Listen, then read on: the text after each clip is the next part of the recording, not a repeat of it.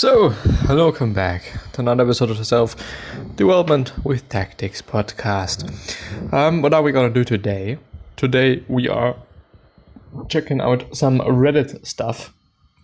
The same thing as yesterday, essentially. But yeah, it is what it is.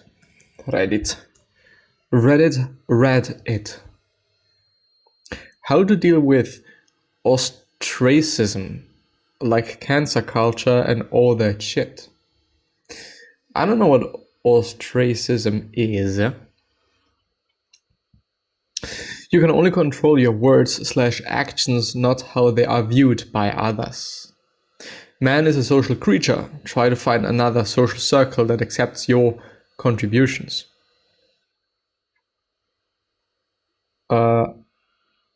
Not cancer culture, I'm sorry, cancel culture. Cancel culture is a loaded term, and I don't think it is very helpful. It carries an implication that other people's actions are invalid, which may or may not be true. Here is a pretty good article on how to deal with criticism, whether it's justified or not justified, which is a Medium article. Stoicism philosophy as a way of life, how to deal with criticism.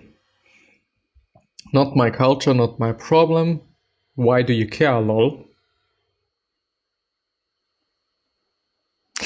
He seems to post a lot to other philosophy subreddits to vent some deep-rooted anger and bitterness.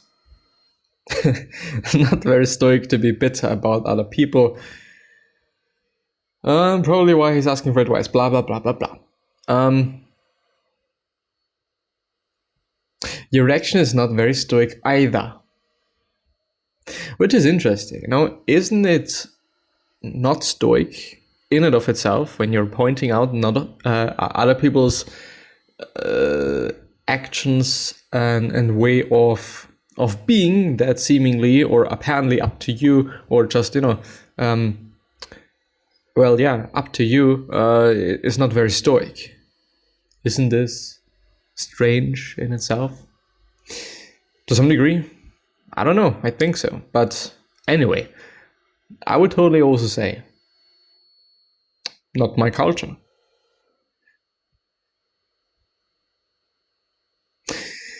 Period. I mean, it is, I can be angry about it. I can be fucked up about it, about so many things.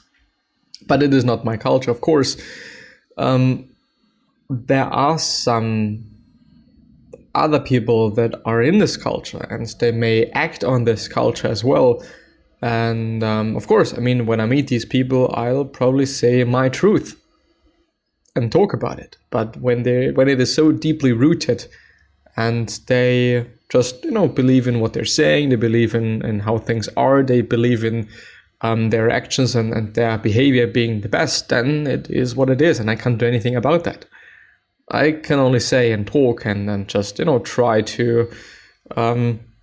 try to do the best, like in my opinion. Period. That is quite it. What is something you do in a hotel room you would never do at home?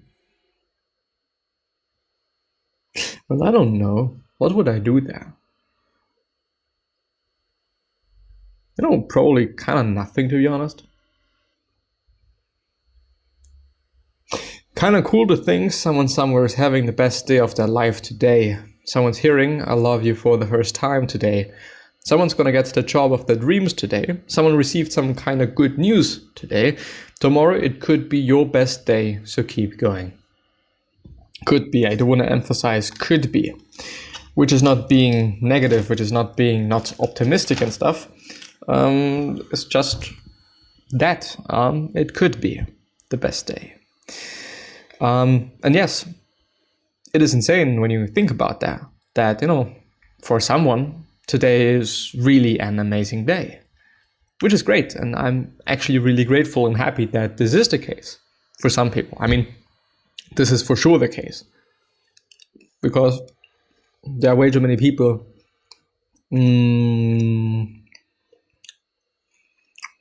period.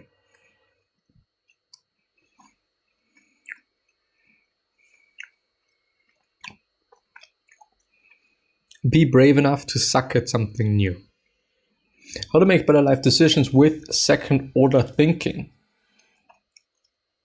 Every decision has consequences. When Mao Zedong declared war on sparrows with 4 pest campaign in China, the plan was simple. Since sparrows eat lots of grain, seeds and fruits, getting rid of them would increase rice yields.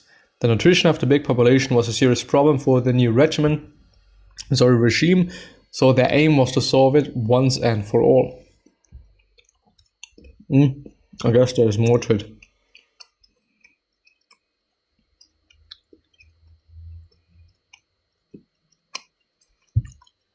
But consequences also have consequences. Sparrows indeed eat a lot of grain, seeds and fruits, but they also eat a lot of insects. The extinction of sparrows caused a huge increase in the locust population, so instead of an increase, yields dropped significantly in China. The decision to declare war on sparrows was one of the main reasons for the Great Chinese Famine, killing 15 to 50 million people. In the end, the government had to change the policy and import sparrows from other countries to balance nature. Again, the mistake of Mao's government was a lack of second-order thinking. They made a decision thinking only about the first-order consequences. Fewer sparrows are more yields, which ended up with a disaster. And there's actually a pretty neat graph as well, which is you're having a decision, you're having something to think about. Then you're having the first decision. The first decision leads to the first order consequences. But the question is, what are these consequences leading to? Something great, something cool, something shitty, who knows? And I think in the end it is probably also going to be about possibilities. We can't really know for sure often. Sometimes we can what the outcome is going to be like, and also what the second order outcome is going to be like. But we can do our best, and we can calculate possibilities and chances and whatnot, so that we can make the best decision we can make. Any books with a main character that is healing from childhood sexual abuse? Nearly half of Israelis fear second Holocaust is coming. News, apparently. Not gonna get into that. I'm officially 30 days free from sugary drinks and sweets. I had tons of different candies and soft drinks every day. My mind started becoming cloudy and I couldn't live without them. Just wanted to share it with you. I have not ate... Well, I do often then eat something sugary when I'm drunk, but it is not part. I've cut out my regular diet, my everyday diet. I've cut out all added sugars. So when I read on a package that there is sugar in it, I'm not going to buy it. Sometimes it is a bit of a fucked up thing because, of course, these things tend to be a bit cheaper than options without added sugar. Sometimes, or actually often, sometimes you can find some niche little things that do not have any sugar and are the exact same product. Maybe sometimes a bit hotter, maybe sometimes a bit, well, not as good, or you're having artificial sweeteners, but I'm okay with that, so I'm taking it. And I don't know, like, I do really also see and feel that when I'm eating the regular way, like I have always been eating, at this point in time, actually not that many veggies, unfortunately, but a lot of fruits, healthy grains and proteins and whatnot. I just do feel better, period. And I also feel better about myself. And also when I look into the mirror, I feel better about myself and I feel good. So it's definitely something to keep in mind, think about, and not forget.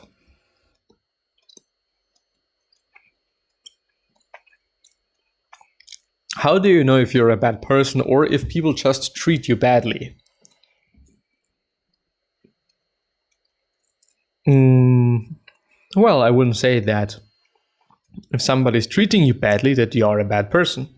If this is the question now, like, how do you know if you're a bad person or if people just treat you badly?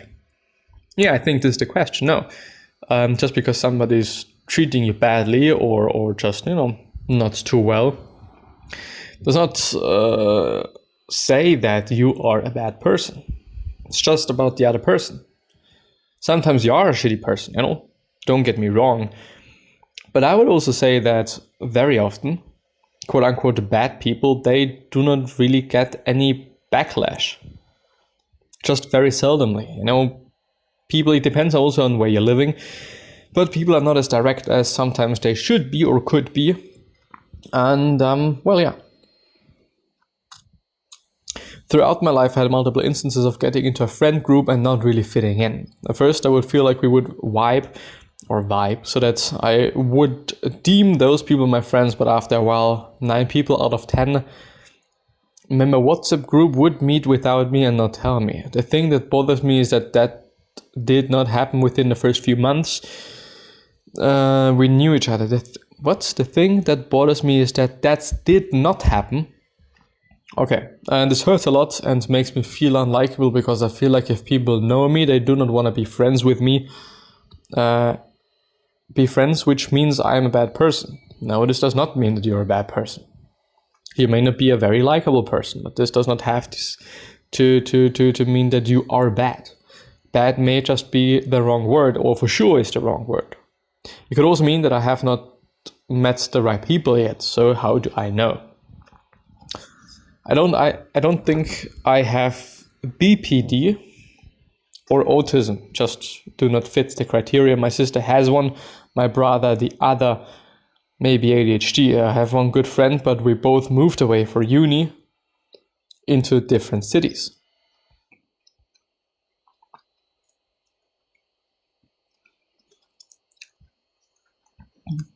ADHD was going to be my question. This sounds like me when I was young. Eventually I realized that I do not open up or let people like me.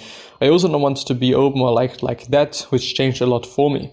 I'm too energetic for people most of the time. I do best with a couple people who actually like me versus large groups. Group dynamics make zero sense to me. Obviously I can't diagnose you, but that is my experience. If it sounds like yours, maybe check that out. I think I want to be liked like that. How did it change for you? Thanks for your reply. Well, people with ADHD love other people to an extreme level. We want to almost need their approval and are very sensitive to rejection, but that is not what I personally want. Just my disease. I want to be left alone to focus on the things I enjoy doing, knowing that when my brain says, people don't like you, I know it is really saying something different, like, you don't belong here, or I don't want to be here. Being able to separate that helped me not fret so much. My therapist helped a lot too. He was able to break down interactions with me and solve for my weirdness lol. How do you know the difference between a disease and you? If I can't be satisfied, like I'd often do this thing where I'll hang out with people for hours, having a great time, holding court, then immediately after leaving them, I'll feel sad and alone, like no one loves me. That's clearly just my ADHD speaking and wanting more dopamine. Everything else can be seated like hunger, sleep, sex. I can get enough of that, but not with social stuff. It has always been that way. This is a well-explained answer, very succinct, SUCCINCT. Thank you for sharing. So my point is, just to wrap this up now, being not likable does not mean being a bad person. It just means that you're not very likable. You can change something about that. Very often it is about you. I do have the feeling that when you're not able, and you've met many people in your life, and you're not really able to connect to any of them, that something is quite wrong with you. Well, I don't want to say wrong, but you may be dealing with things in a wrong way. Meaning, maybe you should change something. The approach that you're having towards other people, the way you're interacting with other people, the way you're talking to other people. So many different things that may be the reason why this is the case. there are books out there, there are articles out there, there are so, I think, many resources out there about being likable and being more likable and so on and so forth. But of course, also checking whether you're having a certain disease that is just preventing you from doing X, Y, or Z might also be sensible. But yeah, gonna see you next time. Bye bye. Have a good day.